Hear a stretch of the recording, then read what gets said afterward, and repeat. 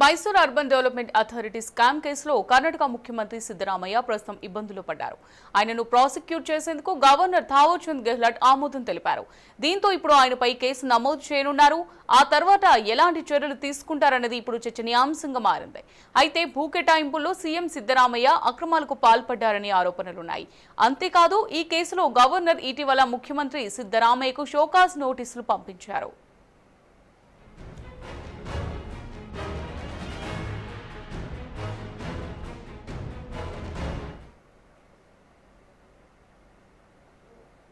సిద్ధరామయ్యపై RTI కార్యకర్త TJ Abraham case దాఖలు చేశారు. అవినీతి నిరోధక చట్టం కింద సీఎంపై విచారణకు అనుమతి ఎందుకు ఇవ్వకూడదని ప్రశ్నించారు. ఆ క్రమంలోనే సీఎంను ప్రాసిక్యూట్ చేసేందుకు గవర్నర్ అనుమతి ఇవ్వాలని కోరారు. ఆయన ఆమోదం లేకుండా సీఎంపై కేసు పెట్టలేమని, అందుకే అవినీతి నిరోధక చట్టం కింద సీఎంపై కేసు నమోదు చేయాలని అబ్రహం గవర్నర్ను డిమాండ్ చేశారు. సిద్ధరామయ్య, ఆయన భార్య, కుమారుడు ముడా కమిషనర్ పై కూడా కేసు నమోదు చేయాలని అబ్రహం తన ఫిర్యాదులో తెలిపారు.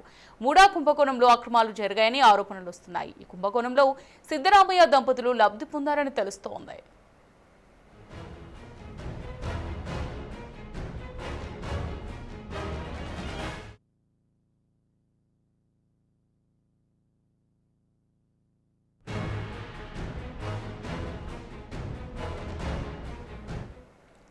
రెండు 2021లో ముడా అభివృద్ధి కోసం మైసూరులోని కేసరి గ్రామంలో సీఎం సిద్ధరామయ్య భార్య పార్వతి నుంచి 3 ఎకరాల భూమిని స్వాధీనం చేసుకుంది.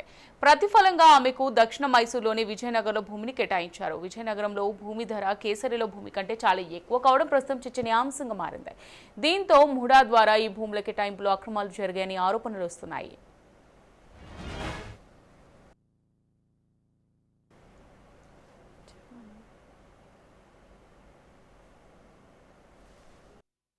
అంతేకాదు 2023 అసెంబ్లీ ఎన్నికల అఫిడవిట్లో తన భార్య యజమాన్యాన్ని వెల్లడించడంలో సిద్ధరామయ్య విఫలమయ్యారని ఆర్టీఐ కార్యకర్త అబ్రహం తన ఫిర్యాదులో ఆరోపించారు. వాస్తవానికి ముడా కర్ణాటక రాష్ట్ర స్థాయి అభివృద్ధి సంస్థ. పట్టణాభివృద్ధిని ప్రోత్సహించడమే ఈ ఏజెన్సీ పని.